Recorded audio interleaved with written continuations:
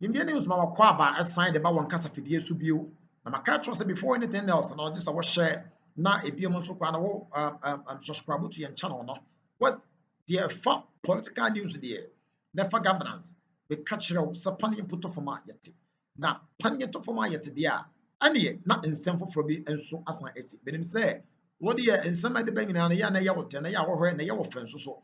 Nti no nsɛm foforɔ bi asi a India news yan so pani yɛ tɔ for me baabi yɛ ti nyina akyi no yɛ nsa atumi aka bi na yaso nso atumi ate saa nsɛm bi. Yɛntie nsɛm mmra sisi a na mpanimfoɔ mpo sɛ kakum no yɛgye no kɔkɔɔ anum. De yɛba before that no subscribe to your channel no. Bɛka all other news ɛfa politics wɔn de deɛ wɔpɛ sɛ wɔtie no ɛho. Etie ba ebe baabi a susu anso pɛ so wɔde bɔde wɔn fa na deɛ asie biara no nso fa comment nso to aseɛ na yɛnkenkan mfama wo deɛ ɛhwɛ de nneɛma ɛkɔ. Yɛntie nsɛm mmra sisi a wotie no fa comment to aseɛ ba a yɛmfa nkyerɛmu no nso nto aso. Yɛntie mmra. Wɔyɛ mmaranim ni kɛseɛ Tamale Central na yɛne a yɛnim ni deɛ wɔkyerɛ adeɛ na wɔyɛ teacher ni ama panti do no ta fa teacher Inusa honorable teacher Inusa mema wache me di so na phone design ɛyɛ pa na also me hu ya nice one papa enura 3 days ago ni ehum sɛ committee a wɔn hwɛ suspended chief justice no wɔn de ne nsɛm no report na kɔma mampani enura mampani agyina so de ayi na di na minim sɛ commentaries ahodoɔ na ɛba no ne adeadeɛ ebinim kora se the report no nneɛma a wɔn de establish the premier facie against maame no a wɔn de gyina so ɛka sɛ wayɛ bɔne yɛnyi na die no so flimsy and too flimsy to be yi sɛ yɛbɛtumi ayi na die ebi nso dɛbi wafom a the law is the law nkɔmɔ yɛ to sɛn. Oh, I think that idea the SC NRA is the end of an era for judicial impunity. So, judicial officers, particularly justices of the Superior Court of Judicature and chairman of regional tribunal, in there, say Article 146. There's a breath of new life in Article 146. Into impunity, judicial impunity, intimate civil, abuse of office or abuse of power, and babule. Law. Why kakra na ebema maame na actions no per Article 146 no aye impunity and aye abuse of power. Wabra yenum sɛ maame ni betu kwan bia no a judicial service no na wɔbɛhwɛ nneɛma ahodoɔ a ɛyɛ sɛ maame no de tu kwan na wɔma ne ho akadeɛ musika ne other courtesies. Judicial service no a disciplinary service. The Chief Justice Ankasa or a disciplinary officer. But constitutional and internal processes. They are disciplining judges. Constitutional doesn't concern itself with that. Constitutional concerns itself with a removal process. Indeed, constitutional as circumscribed actually a dear everything I see ma omunyi justice of the Superior Court of Judicature and chairman of regional tribunal AD. And that's what we're talking about here. Indeed, the power to do that starts with a petition by a citizen of this country to the head of state of the country, alleging the justice of the Superior Court of Judicature, they are in the view of the petitioner after Article 1461. Very important. Until the argument,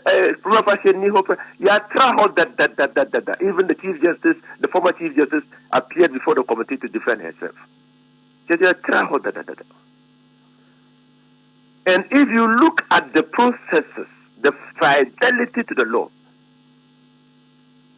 you will see clearly, say, in the process, there has been a conscious, deliberate effort to breathe life into Article 146 of the Constitution. Papa, Obi Bisa said, where did the Chief Justice err? Ebra, ya can say, Wajisi Kabi, and then he said, Oji. If you argument in in the worst scenario, no qua, Senanke, a man refund this canon back to the coffers of state. When I hear that argument, no, never sorry. And give judgment before the election. Minia, who okay FME. Now what disika? Now management of okay FM. See refund the sikano. It just say sika de would di and wouldn't need quite say would this ask yes sir. Yeah, that's the meaning. That's a surcharge.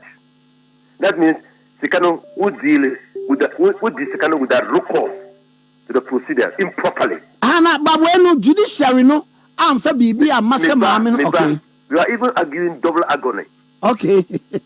We are Chief Justice. Now, what is the car?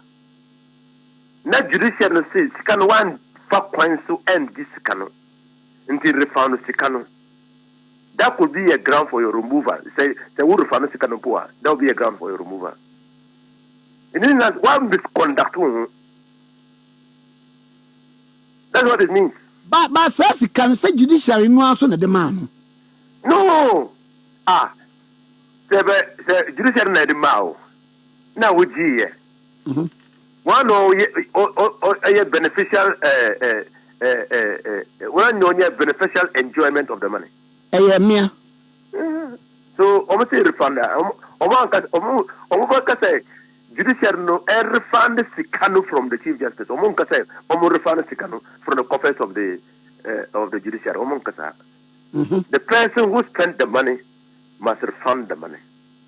And at the argument they me and say who put you in a position where you will be asked to refund money, where you will say charge for the money.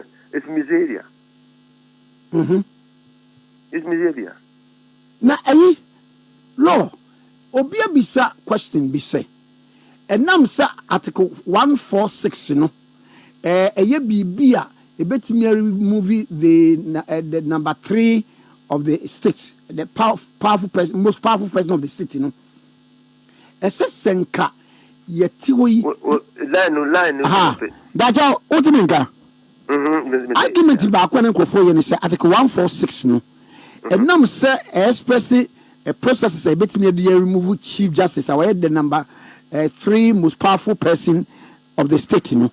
Enka yenya LIB an legal instrument be a big guide the oppressor or institute sa processes, no. It sounds whereby a nipa no when you a legal officer. And what argument to saying? So first of all, 146 Article 146 can ye a war. Head note no. Depending on your constitution. Kind head note no. Bacho meba. Article 146, okay. But you're saying that it's head note. Head note in Bacho mechanics here, Bacho. Article 146. Or say head note and say removal of justices of superior courts and chairman of tribunals. Chairman of regional tribunals. Good. One with Chief Justice was Bacho Debbie. So the article is about removal of justices of the Superior Court of Judicature and regional tribunal. It wasn't easy. A chairman of regional tribunals. Oh, yeah. Yes. Now, Article 146 lays out a procedure for the removal of this category of people.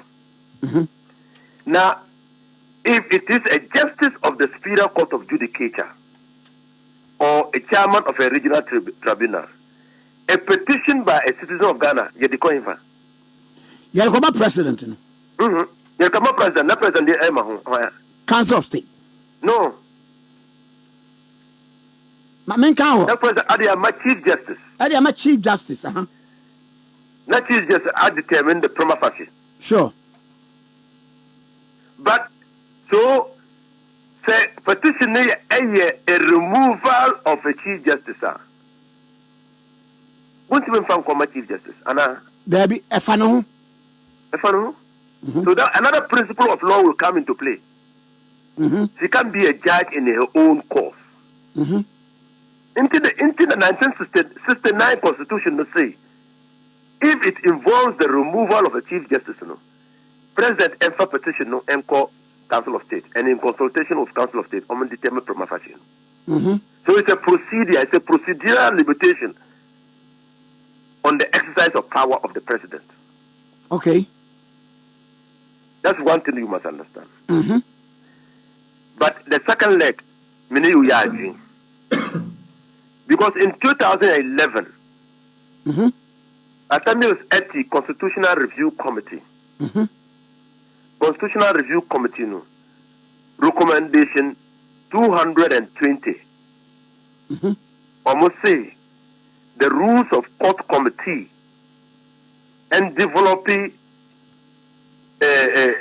processes and procedures for the removal of a Chief Justice under Article 146. Exactly. So, Baba,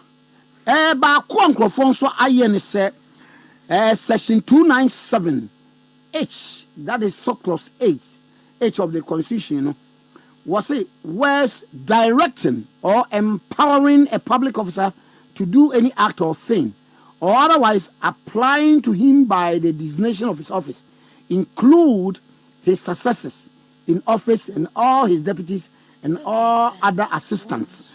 And can say, Article 146, it must be read in tandem with the 297H of the Constitution. I have to say, oh, the Article 296, Article 297 doesn't apply here. Article 296 is a self-contained provision. Yeah, sure. It's a self-contained provision. Indeed, those who are arguing that we are straining the Constitution. When you read Article 296, you will perfectly understand what is intended in the remit. You don't need to go back to other areas to understand Article 296.